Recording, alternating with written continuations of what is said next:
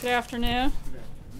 I know most of you, and more importantly, the American people, have many questions related to Hurricane Harvey.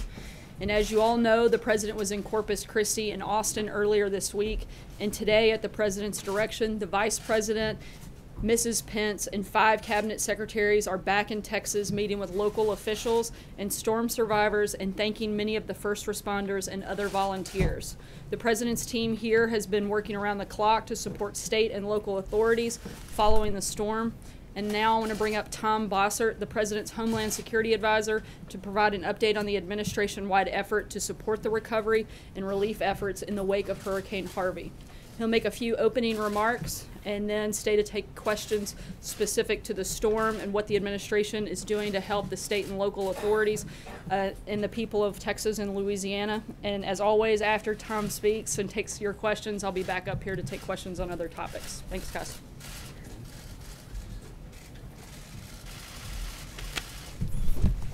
Thanks, Sarah. Let me see if I can start by addressing maybe some different audiences. We've got international audience, national audience, state and local audience, and I want to see if I can speak to each one of them with a brief update and where we stand. From the international perspective, we've had heads of state from a lot of different countries. In particular, I would stress today, yesterday, the heads of state, Mexico and Canada, called to express their condolences, their prayers and thoughts, but also assistance if they could lend anything to the effort.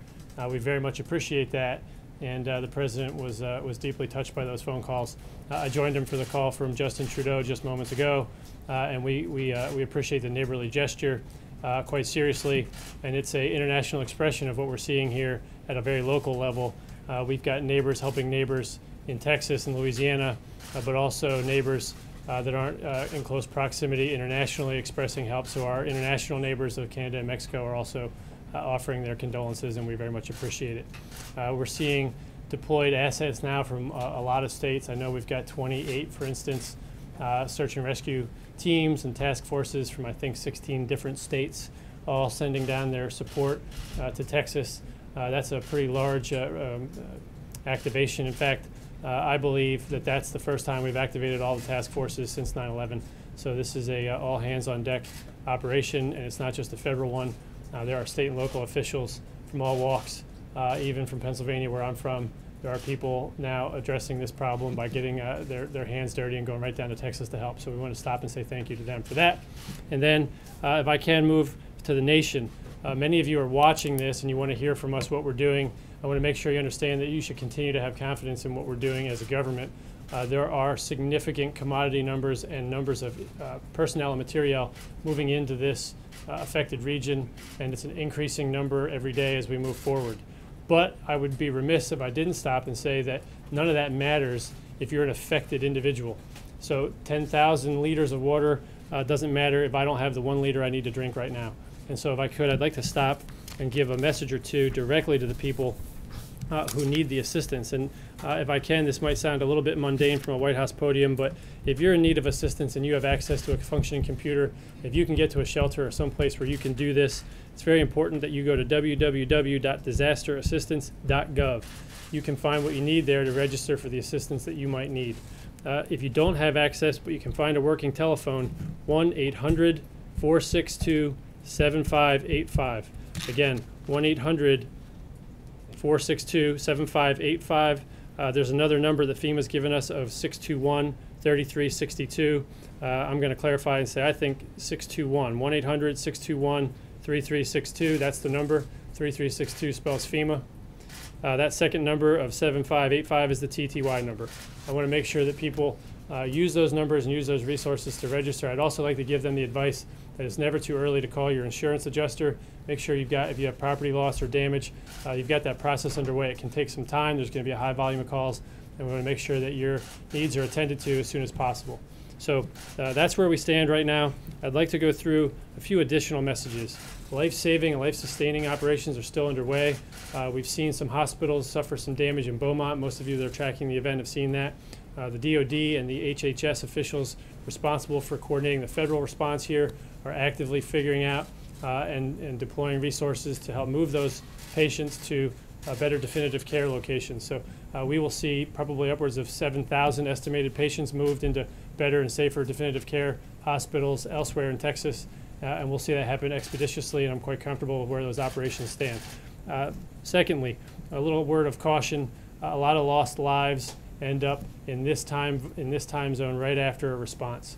We lose, unfortunately, some lives in an immediate disaster, but then in the immediate response and recovery phase, people will use chainsaws, people will remove debris, people will be stressed. The elderly, when they're stressed, you heard Dr. Fauci say, tend to get sick. That sickness can lead to death, unfortunately. And so, unfortunately, we will see additional losses of life if history is any precedent here, or if that history is any prologue.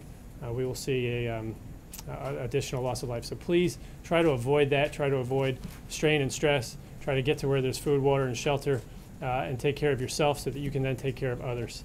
With that, I'd like to suggest that from the FEMA perspective, they're continuing that operation, but from the White House, it's important that we look at the cost of these events and that we look on the horizon a little bit about what's next. So as we look into it, these are estimates at this point, but it looks like round about 100,000 affected homes.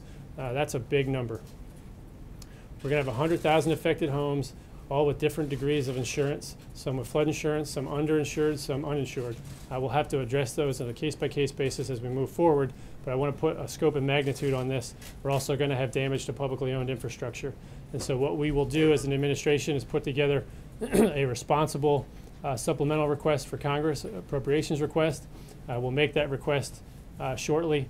We'll make that request based on the information that we have now, and what we'll do then is come back later for a second supplemental request when we have additional information that would make a more informed total for Congress to consider. So I'd like to stop on that point and take a few questions.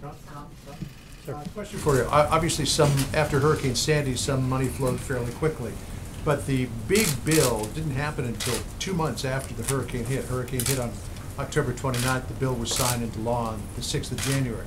How important is it, do you believe, with Texas for Congress to get that money through faster? The president promised it would happen quickly. Yep. So 3 things here. First, you have to look at the health of the Disaster Relief Fund, which is funding most of this operation. That was a relatively healthy fund. It had about $3.6 billion in it heading into this storm. That allowed us to get through the initial response operations. That drawdown rate, though, is something that we keep a close eye on. We're going to need to go up and ask for a disaster supplemental shortly. We are also, secondly, heading up into the end of a fiscal year. And so any available money from a regularly appropriated perspective at a department or agency is running out. The end of the fiscal year is upon us. And so Congress had already planned to provide us some replenishment into that fund through the regular course of operations.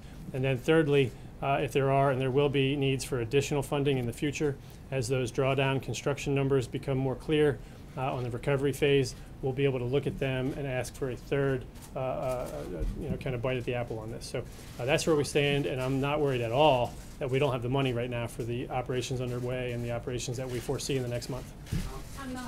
Tom. Sir, can I go? Thank you. You mentioned the offers of assistance from the leaders of Canada and Mexico. Will the president be accepting any of those offers of assistance?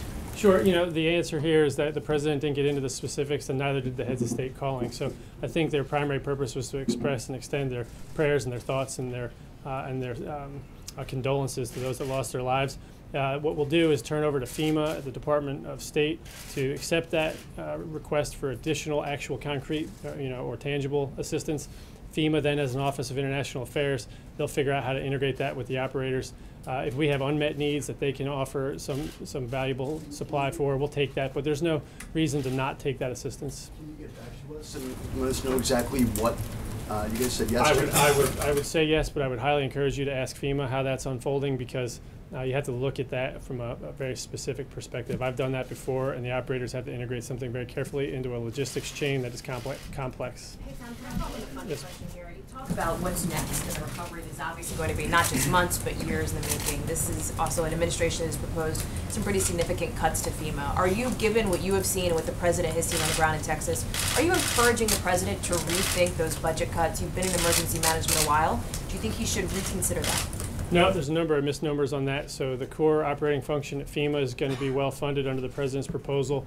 The Disaster Relief Fund, which really provides the money for these events that you don't plan for but that you prepare for, Those things will be all well funded through that disaster relief fund. No cuts to disaster relief. But what you will see are responsible proposals in the president's budget for reduction in some Homeland Security grants. Those grants, I was around for their creation. Those grants were never meant to be permanent. And what we need to do is reduce state and local dependency on some of that federal money, but we need to do it in a responsible way. So it's a little wonky, but you'll see not just a request for a cut in money in the budget that the president put forward, but you'll see some additional details that allow the states to responsibly develop a glide path to get off of those grants and their dependence on them over a period of 4 or 5 years or so. And so I would say understanding that's important for the American people to know that the president wasn't irresponsibly cutting any money. In fact, he was doing something that would further empower state and locals. And then I'd come back to reiterate the fact that the disaster relief fund is strong. It's got plenty of money in it now, and we're going to ask for some very responsible surplus supplementals.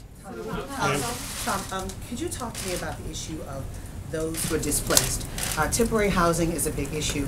What can you tell us about what's happening over at HUD, what's happening with this administration as it relates to this? It was a big issue during Katrina, and it was a major problem. Are you looking at issues of finding and designating vacant locations for some of these people to, some of these victims or survivors to go into? So I met with the chiefs of staff of all of the cabinet today, and we talked about housing quite a bit. What's happening now is HUD, in cooperation with FEMA and state and local officials, are starting to get together the available housing stock, both available rental stock, manufactured housing, which often fits a need in this type of disaster, but also available housing stock for those who receive assistance under HUD programs, Section 8 in particular. So we're trying to put all those housing stock solutions and all those government programs together, think through what's available and how people might utilize that.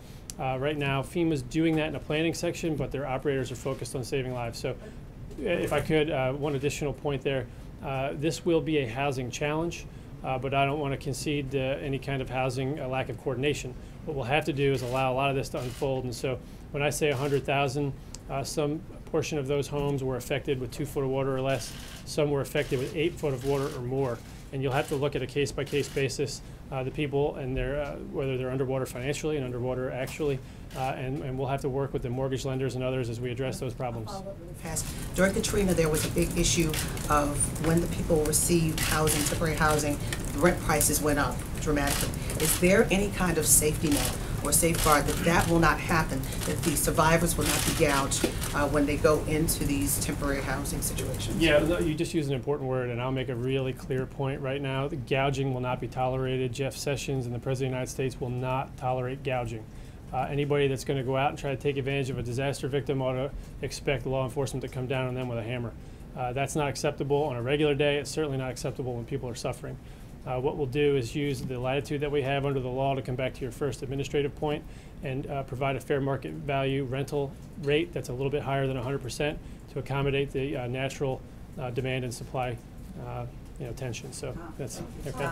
To follow up on April's question about gouging on housing, what about gas prices? Is the administration looking at that in terms of national pricing against gouging for profit?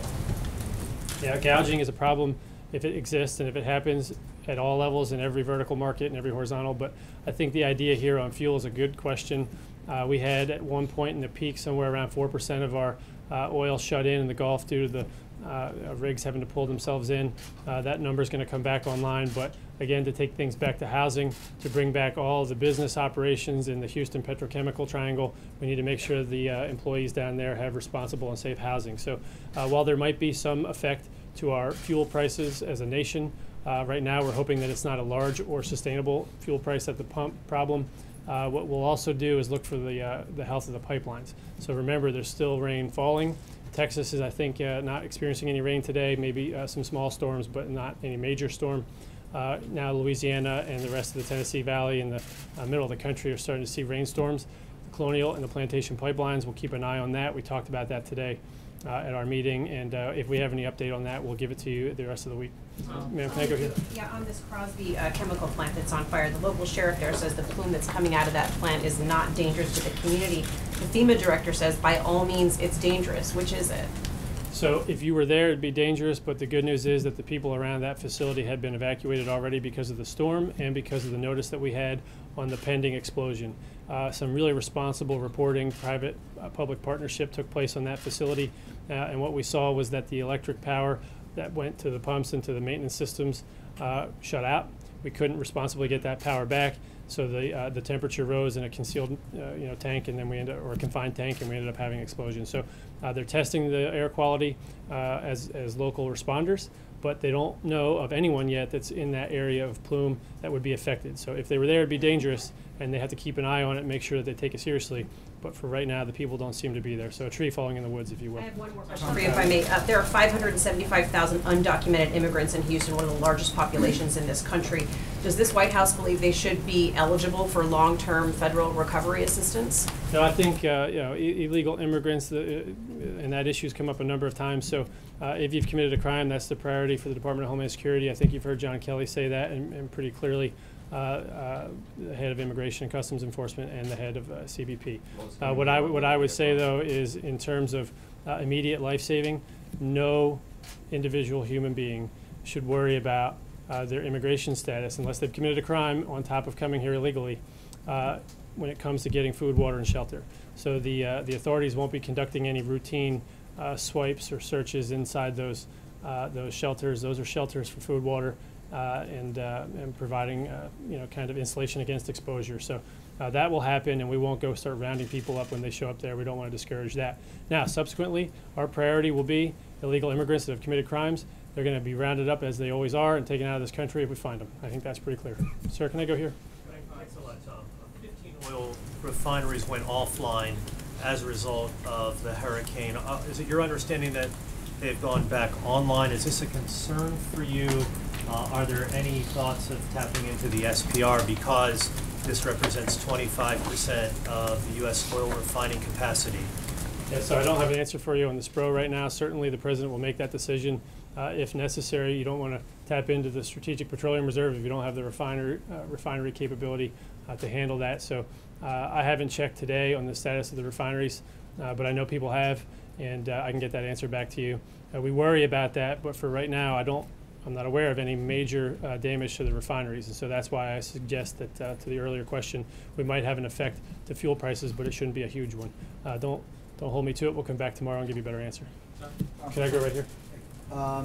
Two questions. First off, Superstorm Sandy, the federal recovery package was around $60 billion. Governor Abbott has suggested this might exceed $100 billion. Does Governor Abbott's estimate sound reasonable that this will exceed $100 billion? And the second question is, we've received a lot of sanguine reports about coordinations between federal, state, and local agencies. Can you give me a sense of one or two challenges, areas where that coordination may require some improvement? Sure.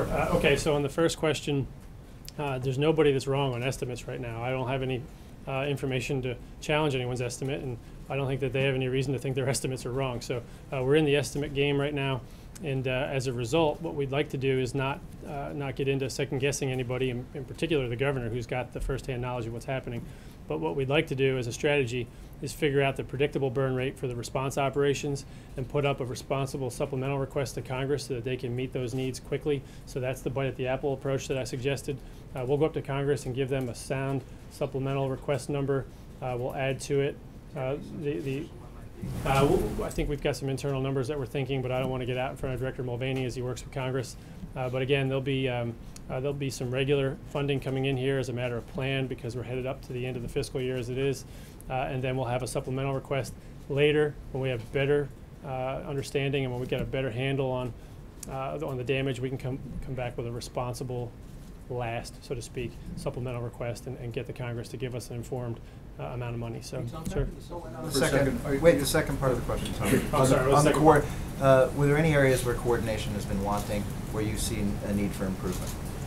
No, I think at this point the message is that coordination is happening better than any storm that we've seen before, and so stressing on anything that's not working well really is, especially from this podium, going to be ill-informed. I'm seeing nothing but positive. I'm seeing nothing but appropriate coordination. If there's a problem somewhere, Brock Long is going to get his handle around it and he's going to fix it. That's my perspective. So not to be political on that answer, but I don't have a negative word on coordination right now. Sir, can I go right here? Let me ask you about the Strategic Petroleum Reserve. 500,000 barrels were pushed out today. The Energy Department says during Katrina that on a loan basis it was nearly 10 million barrels. So we're talking so far just a fraction of what was put out during Katrina. What is the administration's thinking going forward as to how the SPR will be used, and is what we saw today just a start of what might happen going forward? Yeah, as I said, I'll come back to you on where we stand after talking to Secretary Perry. I don't have the numbers right now on what we're going to do and why. Again, though, I'd caution comparisons between storms. Every disaster is different. Every emergency manager knows that. Where the storm hits, what it hits, and who it affects constitute massive changes in how we respond to those storms. So in terms of your structural question, though, I think if any need for that Strategic Petroleum Reserve manifests, I think we'd be very comfortable in tapping into that and providing that alleviated resource. Can I get back to that supplemental question? There's some talk about attaching a supplemental to a debt ceiling increase. Some talk about rolling a supplemental debt ceiling increase into an overall continuing resolution. From an emergency management standpoint, how important is it to your thinking to get a clean supplemental? Well, I think everyone wants a clean supplemental, and so as we tie hopefully we get a responsible budget, right? And that the Congress comes together and finds a way to take the President's request and meet it. That would be an ideal answer. You're presupposing that we're going to have a continuing resolution. That's not the best way to run a railroad, but based on your question, we might have a CR. If that happens, that's fine. I think it'll also happen, not fine, but less ideal, but nevertheless fine to my needs as a emergency manager here looking for a DRF supplemental. The DRF supplemental, when you say clean, should focus right now on replenishing the disaster relief fund and any other ancillary and obvious needs that might come for other departments and agencies for repairing roads or highways of that nature. But I think that'll be separate and distinct from the debt ceiling. I think we have every reason to believe that that's going to happen in a responsible way as well, and I'll allow Sarah to amplify that if you have any additional questions. But from my perspective now and from the planning session we had this morning, I don't think there's going to be any particular problem in our approach to the Congress in this fall. That's at least my sense. Can I ask you about I just have I'm just a little bit confused about your answer to Cecilia. I just want to go back to that on the idea of undocumented immigrants getting long-term funding. Was that a yes or a no? Does the administration support that? I'm sorry. What?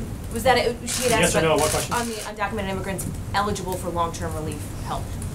What happens once they leave the country? Are undocumented immigrants able to get additional help from the no. So eligibility standards range across a number of different programs, and the point here would be that if you're an immigrant that has committed a crime, you're going to be removed. If you're an immigrant, I guess the question is that's looking for assistance that's eligible for citizens. That's my understanding that you're not eligible in that case.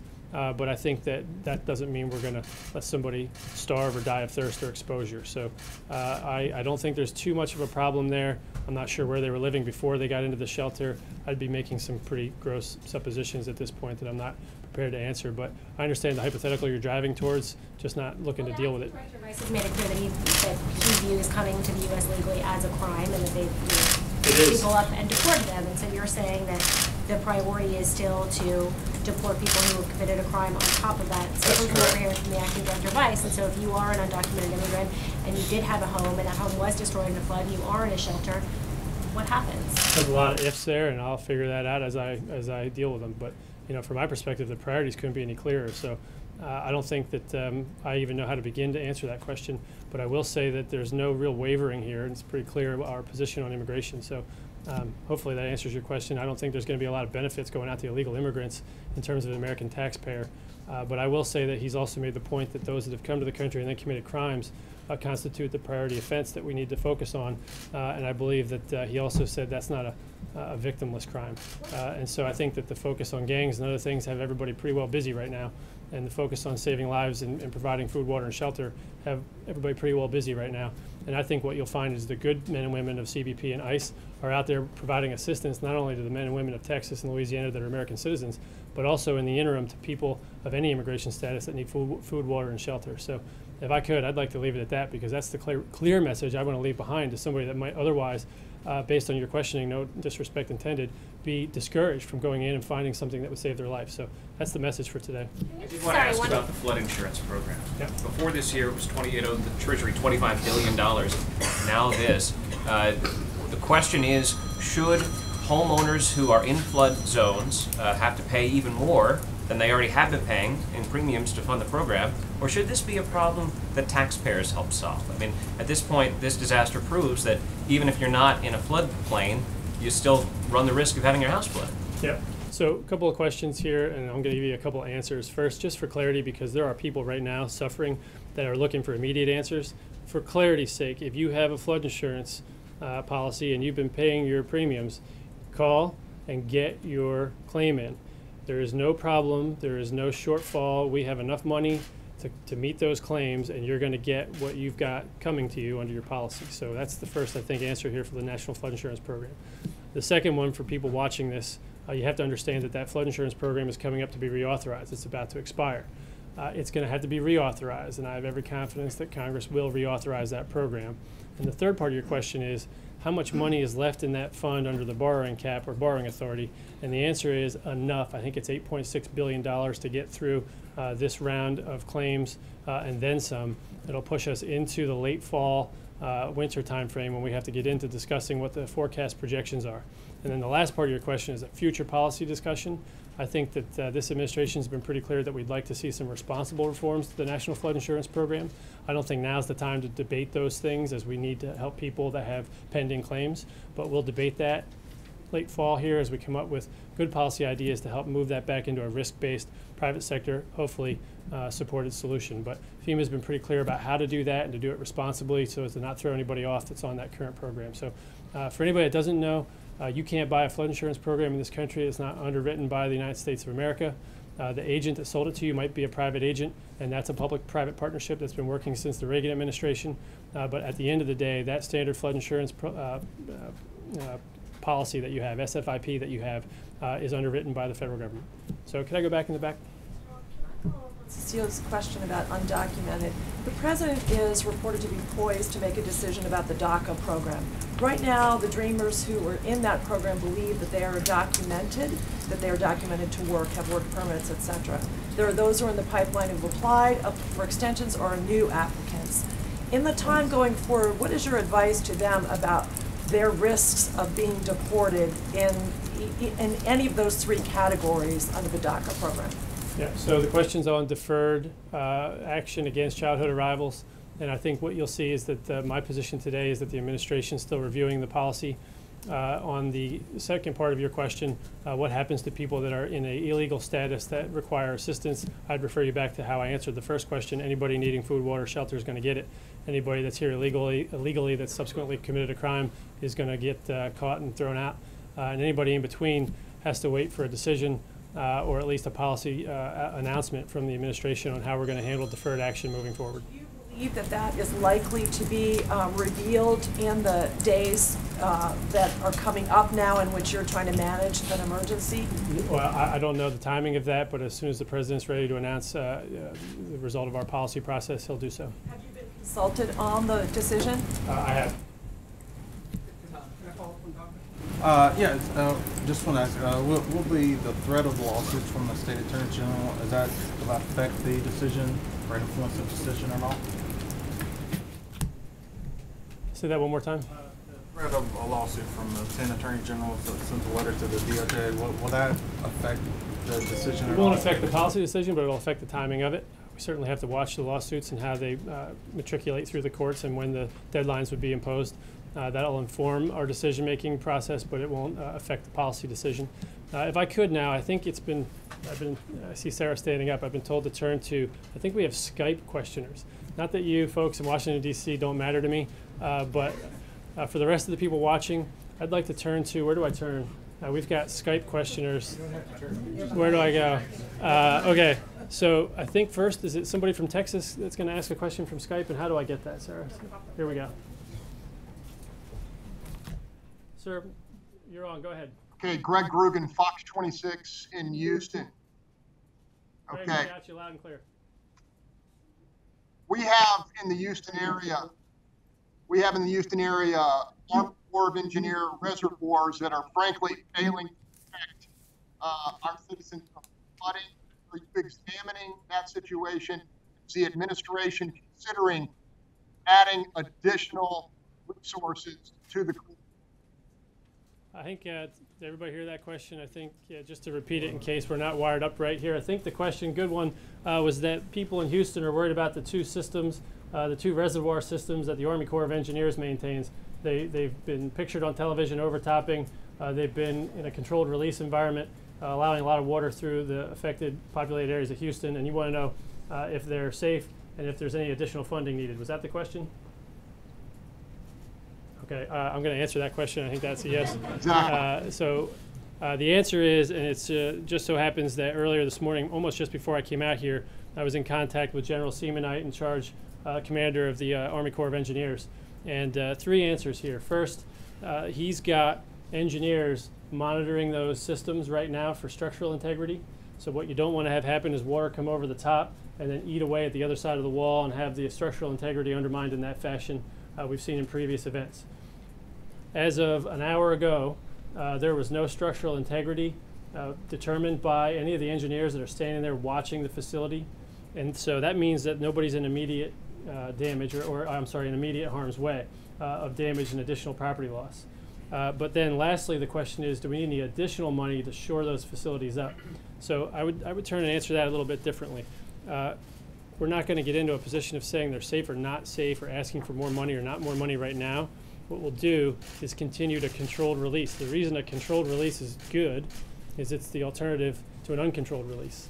And so it seems like you're dumping more water on people that don't need more water. But if you don't do that, you'll end up with this structural integrity failure that I just referenced a moment ago. And so as soon as the water goes down, and it's rapidly going down right now, we're still going to have some flooding for some time.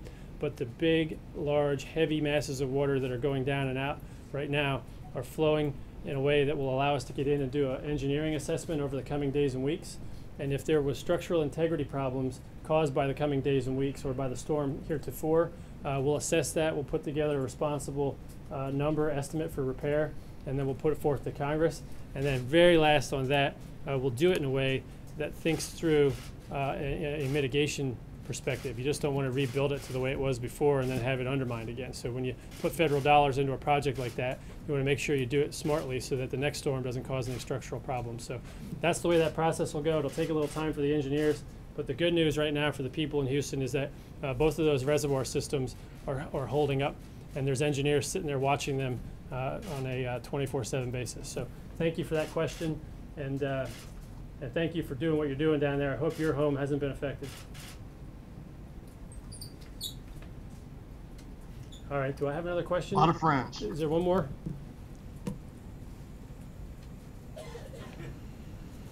All right, sir, you're on. Hi, this is Justin Sturmberg with KTRK ABC out of Houston. How are you? I'm doing well. What will you guys do differently? I mean, we've had disasters all over before. How do you reassure the people of Texas that real help is coming and it's coming quickly? How do you reassure people that help is coming and help is coming quickly? Well, there's a real short answer to that. We send help and we send it quickly, and I don't mean that glibly. When we get requests from the governor, from the mayors, we send in as much as they ask for or more and make sure that they're there to meet those needs. The reassurance part comes in the kind of pudding, right? The proof's in the pudding. So if we're not getting to where we need to get, we need to hear that. And I'm not immune to criticism, and neither is Brock Long, and neither are the local officials there. The mayor has stood up and taken a great deal of smart criticism, but he's also taken a great deal of smart action. And from my perspective, what you have to do is hold us accountable. And what I think this president's doing, President Trump, is holding me and Brock Long and Elaine Duke and the rest of his cabinet accountable. And when we're not telling him what he wants to hear, he's getting right down to the governor and finding out if we're doing it right from his perspective. So that's the answer. I think it's pretty straightforward. Is there anything that's unmet from a need perspective right now that you want to inform us of? If you do have something, I'm 20 yards from the president, we'll take it to him. I mean, not as of yet, but there's a lot of communities that have been devastated here, and there's going to be a lot of needs really quickly. Yeah, let me pick up on that and use that because that's a great point to wrap up my remarks here today. We are still in response mode, and that means life-saving, life-sustaining. There are still people up to their waists in water. There are still the elderly and the infirm that require our immediate attention. There are still hospitals in need of evacuation and relocation. We've activated all those forces from DOD and from HHS to move those patients, but we're soon going to move into a long, frustrating recovery process. And the important message for me to leave to the American people and to the people of Texas and Louisiana at that point is that we're not going anywhere. And all this talk about supplemental funding, it's about having the money in the reservoir of cash, sorry to use that pun, having that money in the fisc for us to use to help you as we rebuild and get you back into your homes, back into your jobs, and get your kids back into their schools. That's what makes America great. We're going to have Houston and Texas bigger, better, and stronger than it was before this storm. And the resilient nature of the American people is just awesome. I couldn't be any more proud to be in this job, and I thank you for your time and attention. That's going to be the last question. A local gets it, I'm sorry, and I appreciate your time. Thank you.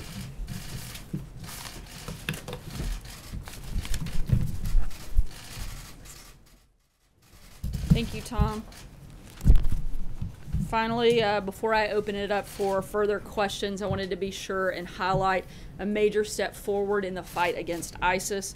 Earlier today, the Iraqi Prime Minister declared that after a nearly 2-week-long military operation, the city of Tel Afar fully liberated from ISIS militants. This victory represents the loss of a very important ISIS stronghold, the hometown of a number of top ISIS commanders. We congratulate the Iraqis on achieving this big milestone and will continue to support them in their fight to take their country back from radical Islamic terrorism.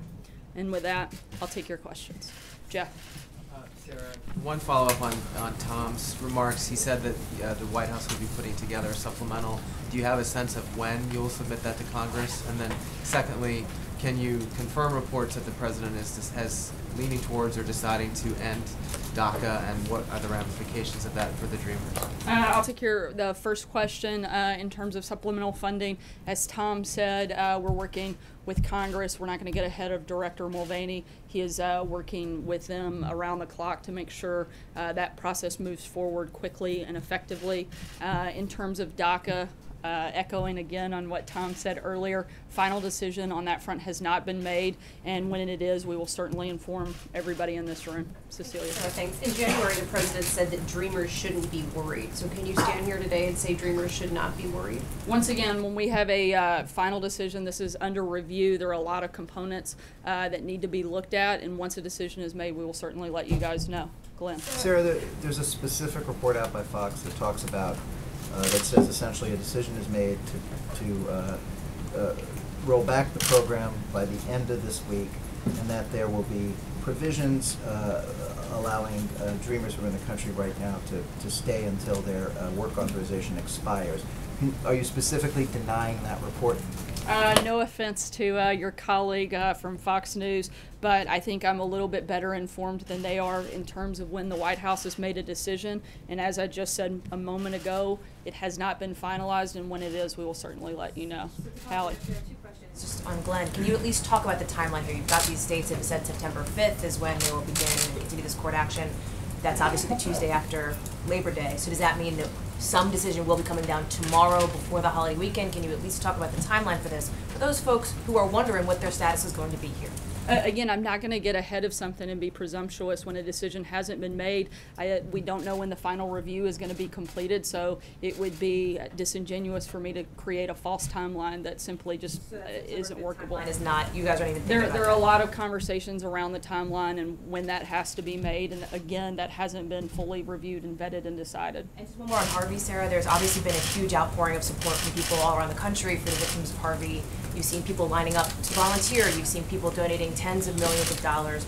Can you speak to what the president and his family have done regarding donation for Harvey relief personally? Yes, I can. I had a chance to speak directly with the president earlier, and I'm happy to tell you that he is would like to join in the efforts that a lot of the people that we've seen across this country do, and he's pledging $1 million of personal money to the fund, and he's actually asked that I check with the folks in this room, since you are very good at research and have been doing a lot of reporting into the groups and organizations that are best and most effective in helping and providing aid, and he'd love some suggestions from the folks here, and I'd be happy to take those if any of you have them. But as I said, he'll pledge proudly $1 million of his own personal money to help the people of both Texas and Louisiana. Organization yet, though? Thank you, Sarah. Previously, the president had said that he may return to Texas and may also go to Louisiana over the weekend. Do you have an update on the president's travel schedule? We know that Vice President Mike Pence is there today. And if the president is going, where might he go? And will he meet with evacuees while he's there? The president and the first lady will be traveling both to Texas and Louisiana on Saturday. The specific cities and locations are being finalized. Hopefully we'll have that information for you later today. I believe as of right now, tentatively, he plans to be in the Houston area of Texas and possibly Lake Charles, Louisiana. But again, you know, varying on conditions, that may change a little bit. That's a tentative plan at this point. On taxes before we move on as well. Yesterday, the president went to Missouri to push for tax reform. He has said, the administration has said that they'd like to see a bill before the House of Representatives in September. But there's differences between where the administration is and where House GOP leaders are. Do you still expect that to happen in September? As we've said before, this is going to be a big priority for the administration, certainly moving through the fall. The biggest part is that we make sure that we get it right and that we provide tax relief to middle-class America and that we help Americans across the board. That's the goal, and if we can do that by September, that would be great. Blake? Sarah, picking up on that, with the president hitting the road yesterday, he made it seem as if this should be a simple bipartisan fix. However, Democrats are saying that there should not be tax relief for those who are the wealthiest 1% of earners. Does the president believe that the wealthiest 1% deserve tax relief? The president laid out clearly what his big priorities were yesterday. I'll be glad to repeat those.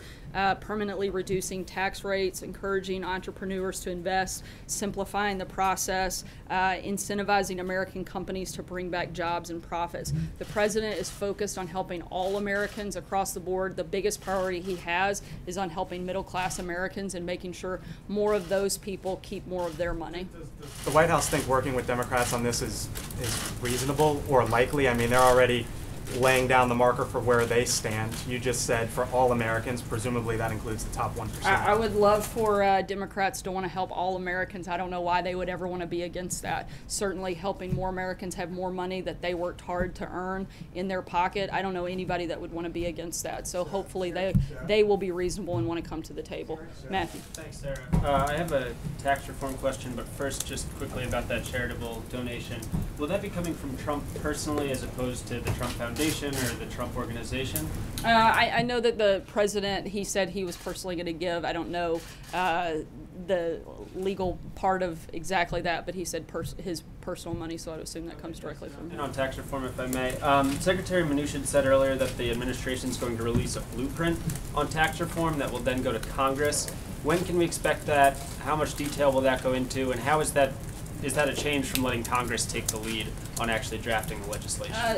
Again, as both members of the administration and the president have said, our job is to lay out the core principles, the primary pillars that we want to see in tax reform. It's Congress's job to legislate. So we want to work through that process and allow them to actually do their jobs. We're going to do our jobs and lead the conversation, set the table, set the priorities, and let them do their job and legislate, get it passed so that the president can sign it. John Decker. Will see that blueprint?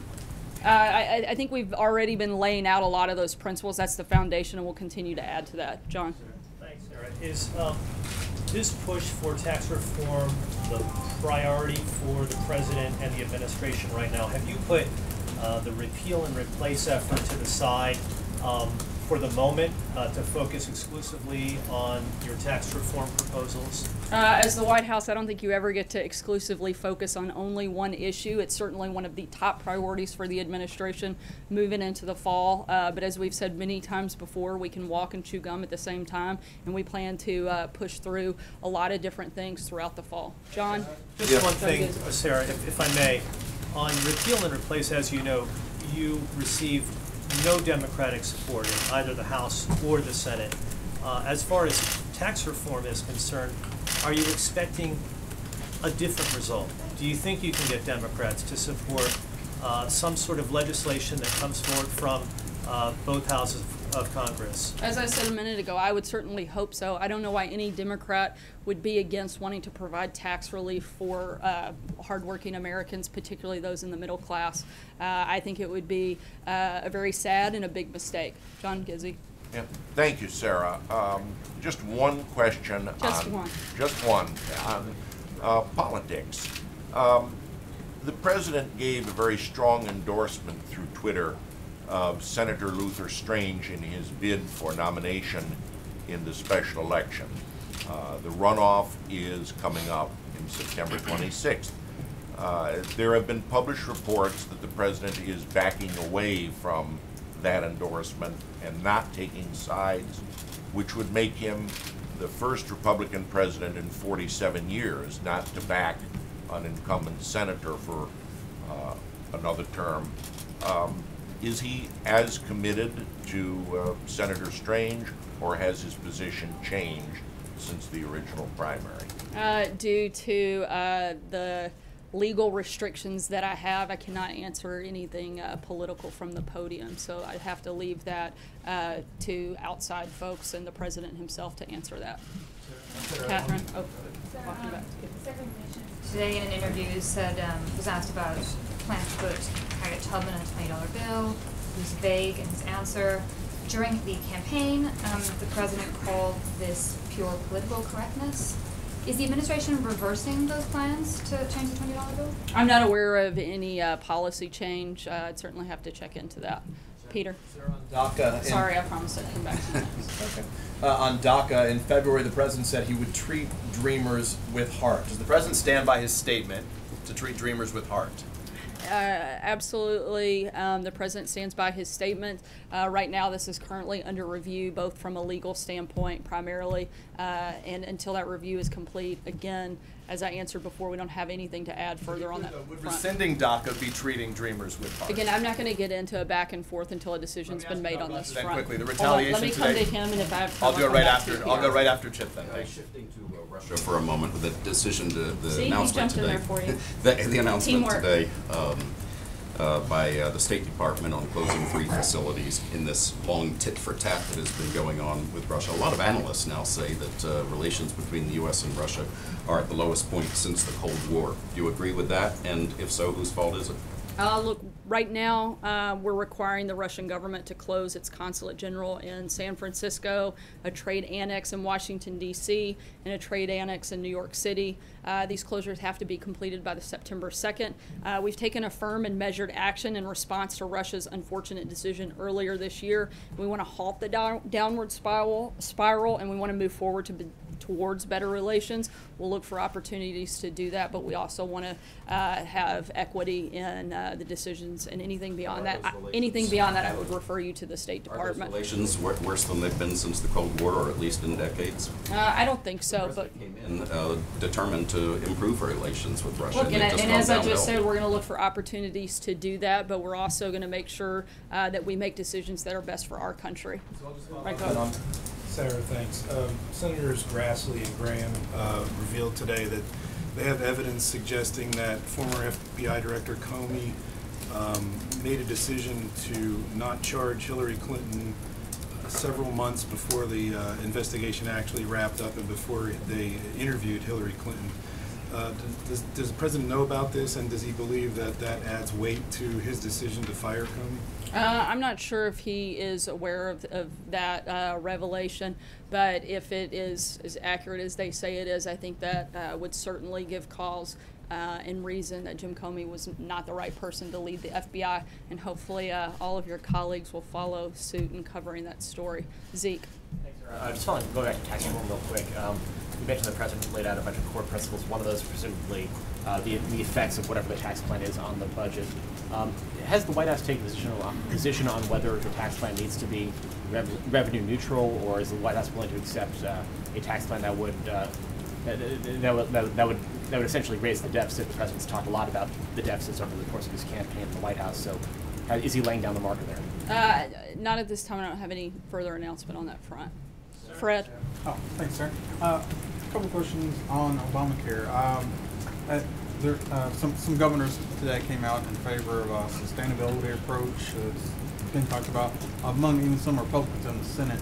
I want to ask you, would the administration outright oppose any type of Obamacare bailout for insurance companies? I can't imagine that it would be something we would want to be involved in, but I would have to refer you to HHS specifically on that question. And secondly, the president tweeted in July, I believe, that talked about taking away the Obamacare exemption for members of Congress and staff. Is there anything that would stop him from taking that action now? I mean, he's something that could be done executively. Why hasn't that been acted on? I think that's something he is certainly still considering. Alex. Policy. The UN said that last week a Saudi-led coalition in Yemen killed 42 civilians. Is the president concerned about the humanitarian situation in Yemen? Something that we're certainly keeping an eye on, and I would refer you back to them for anything further at this point. Sarah, the Kuwaitis are saying today that the Emir will be here next week to meet with the president. I was just wondering if you could confirm that. And then on the Russia diplomatic move, did the president initiate this?